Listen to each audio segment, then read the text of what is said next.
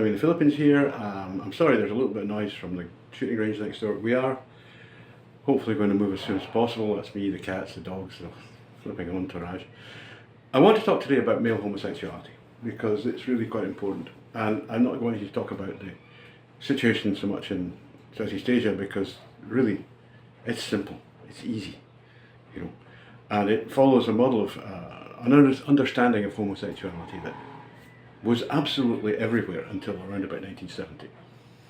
And I have put on my site and I have read loads of papers, right up until really World War II, a homosexual was defined as someone who was extremely feminine, a male who was extremely feminine. He was probably small, probably lightly built, he was probably artistic, maybe musically talented, probably a good dancer. He would be neotenous, that is, he had this kind of baby face, you know, tended to persist into adulthood. And of course he was absolutely insane about men, all of that kind of stuff.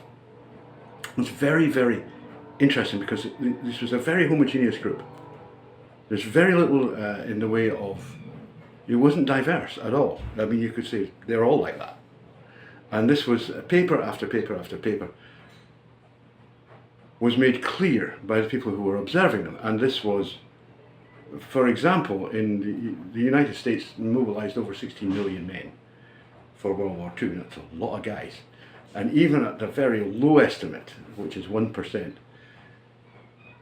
then that's still like 160,000 homosexuals, you know, and that made a tremendous opportunity for people to study this. You know, it wasn't so often that you could find them and go, right, okay, we can look at this. And they all found, the doctors who did this, and mainly medical doctors, said, well, these are the things you find. They tend to be small, they tend to be delicate, they tend to be good dancers, they don't like rough and tumble, they hate violence and all that kind of stuff, you know. So what we understood was that being a homosexual implied a particular personality type, plus associated with a particular physical type. And you know, Mike Bailey in his book Man Who Would Be Queen and elsewhere talked about how he could, even at one point he said, I could tell a homosexual on the phone just by his voice. So all of this ties together very neatly, and then you get the idea of sexual inversion, which suggests that some people are affected by hormone anomalies in the womb, and so this is what happens to them, is that they're actually shifted over towards being more like the other sex. And so it's all perfectly understandable, it's nice, it's fine, it's a perfectly developed and completed theory, which actually works. It actually works, you know, it's true enough. The problem was, well, the problem really started with Kinsey. Now, Kinsey was an academic bully and a very, very, very poor researcher. He was an entomologist. He researched fruit flies, and he decided that he was going to use the same techniques that he used for classifying fruit flies to classify people in terms of sexuality. And you should immediately go, what? You did what? And of course, he then set up completely arbitrarily these 7 grades, going from 0 to 6, which were, 0 is completely heterosexual and 6 is completely homosexual, trying to get this scale in between the two, a scale which, by the way, does not exist. But he did, although he tried to worm his way out of this in his writing, but what he did was, he basically said, if you've had sex with a man in 2 years, then you're homosexual. Within the last 2 years, then that makes you homosexual. Now he was very, I don't really mean it, I don't really mean that. He said, it's a homosexual act. But what it was read as, and there's no question that this is what he was thinking, was that makes you homosexual. This is completely different from the previous. Because what we know is that in any situation where women are hard to find or are not available, men will have sex with each other. I mean, and this, again, there is so much written about this. There's prison sex. Now, we know absolutely that prison sex is commonplace. There is military sex. I mean, sailors are notorious, and they have been doing it for a very long time. You know, they're cooped up on their ships, and so, hey, you look cute. Come here. And there's a whole bunch of things, you know, where the Wild West, people talk about gay cowboys. They weren't gay. It's just there were no women to fuck. And so they fucked each other. That's what men do. It's only, you know, post Kinsey, there's this idea that it makes you very responsible. You do that kind of thing or something, but you're just sticking your cock in a hole, you know? In the dark, who cares? So, this Keynesian idea, which was that, you know, any contact with a male makes you homosexual, and that is how it was read, whether or not he meant it that way, and I will give him the benefit of the doubt, but the fact is that's how it was read, led to a complete change in the way that homosexuality was seen in the West, because suddenly all the people who weren't actually homosexuals, like for example the pederasts, suddenly, well, you know, you're gay also. You're all gay. You're gay too. You fucked the boys, so you must be gay. And it's like, this is a ridiculous. It's so absurd that it's amazing that I even have to explain this. You go to any culture in the world, go back in history, and absolutely not the case. Men penetrate. The catamites, whatever you want to call them, the homosexuals, that was a 19th century word, they receive. The pederasts are this one, and the catamites are this one. And that's it. But the point is that being a catamite, being sexually restricted, was absolutely not all that a homosexual was. But it had been reduced to that by this fucking plonker called Alfred Kinsey, who was just a terrible, terrible man and a dreadful scientist. And yet because he was a fantastic self-publicist, he managed to get this fucking everywhere, you know, everybody's believing the Keynesian crap. Even Ray Blanchard uses it, which is like, Ray, wiki. So, what is the problem here? The problem is that after about 1970, homosexuality stopped being about being a feminine male. So what was it, you know? Because it was like, all the pederasts ran for the hills, like, boing, I'm out of here. No fuckers calling me gay. So, you know, they end up, I don't know, Pattaya, Phuket. Before that, maybe North Africa, very common there. Syria, popular. Southern Italy, all of these places which had very long traditions of this kind of pederasty, of men pursuing local boys and feminized boys for, you know, nookie. But the point being was that they, you know, it's like you switch on the lights and all the fucking bugs go, oh, they're gone. That's what they did. So you're left with who, you know? What actually happened was that homosexuality, instead of it being, you know, a personality type, which that was absolutely how it was seen, and it's how it's still seen here. Get it straight through your head. Everywhere else in the world, except the 4% zone, which is anyway, a homosexual male is small, petite, pretty, sexy, probably a great dancer, you know, might be a painter, might be an artist, a whole bunch of stuff that, you know, a creative type person, you know, stylish, they'll be like, they make great hairstylists. Why? Because they're really good at creating things. And the girls I know, I mean, they're constantly making things. And one of my friends the other day, she's busy making snowflakes for Christmas, you know. And I said, by the way, I'll not tell you her name, by the way, you know, snowflakes actually have 6 points. I said, oh, fuck, I have to do them all again, you bastard. It was very funny. And she's a sweet, sweet soul, you know, so it was like, we just had a laugh about it. But that's the thing with them, they're constantly making stuff. A very creative group of people.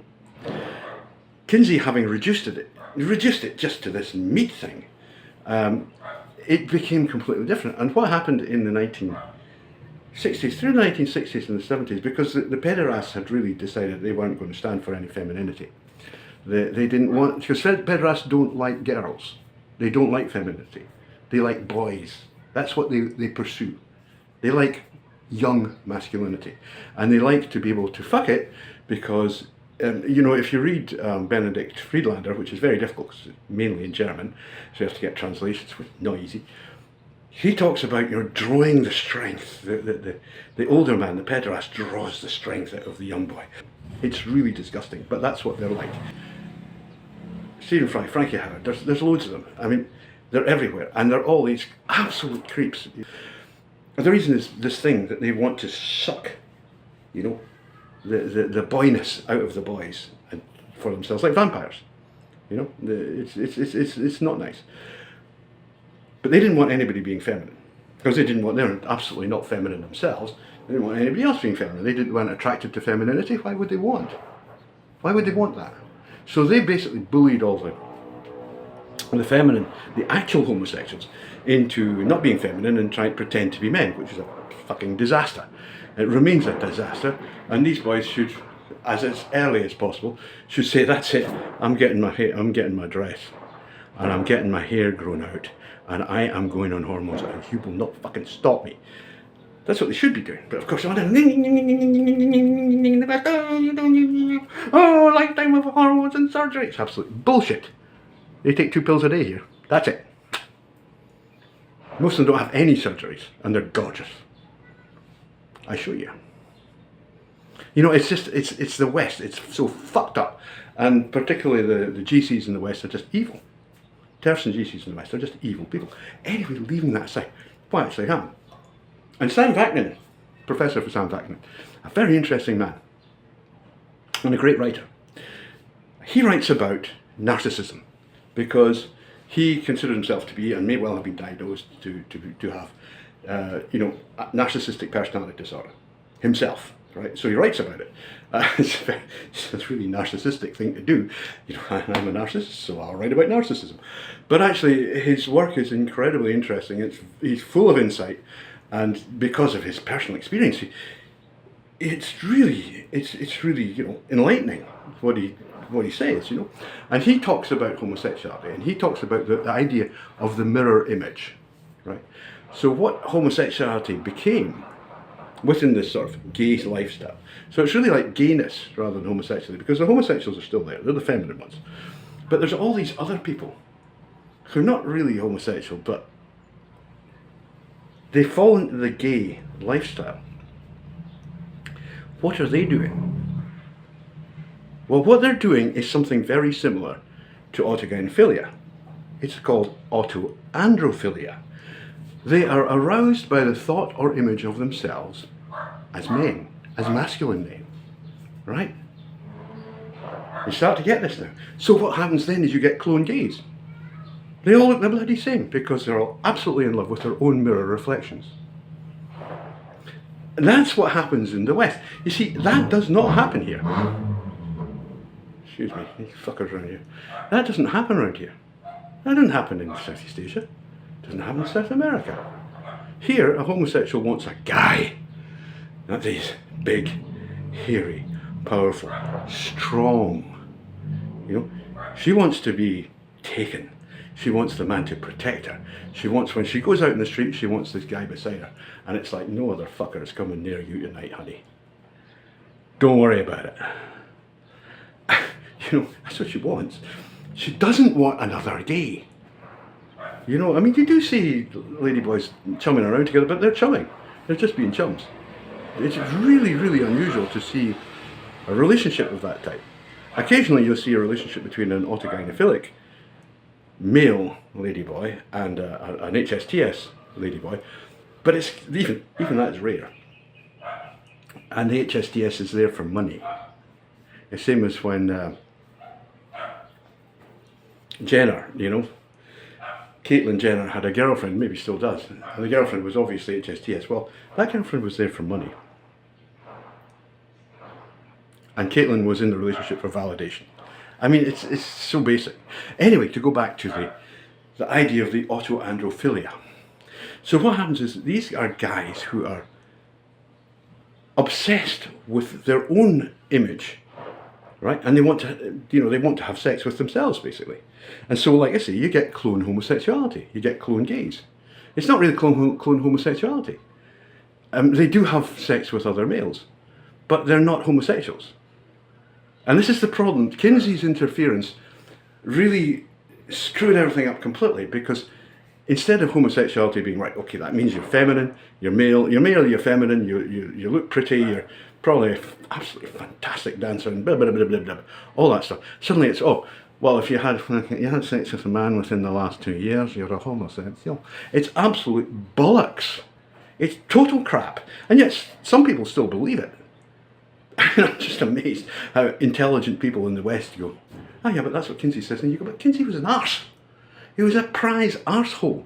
He was a terrible man, a dreadful scientist, and nobody should listen to him. The only thing he was good at was self-publicity. So that is why you get, bears. That's big fat men, big fat hairy men who go with each other. And I mean, yeah, it's really gross, but it's like, how could that possibly happen? Unless they are narcissistically obsessed with the image of themselves. Right? So it's an autoerotic form of narcissism.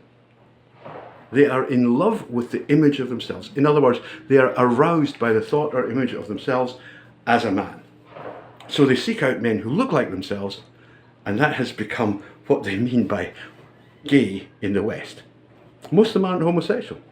There's a whole bunch of reasons why they get that. They get into the gay scene. I mean, when somebody says, I'm gay, or they would probably say, I'm a gay, normally.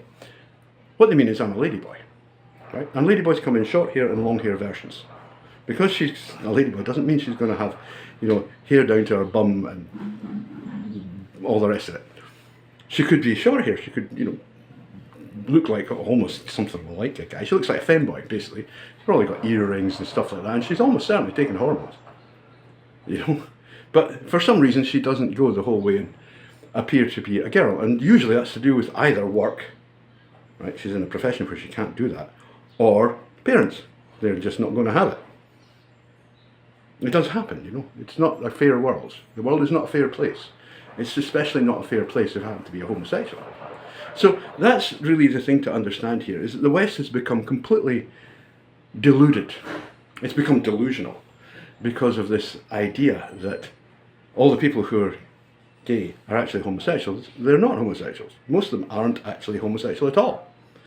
There's pederasts, there's these super narcissistic autoandrophilic males. I mean, it's a list of different types, but they do appear in this one social grouping because, basically they feel safe there.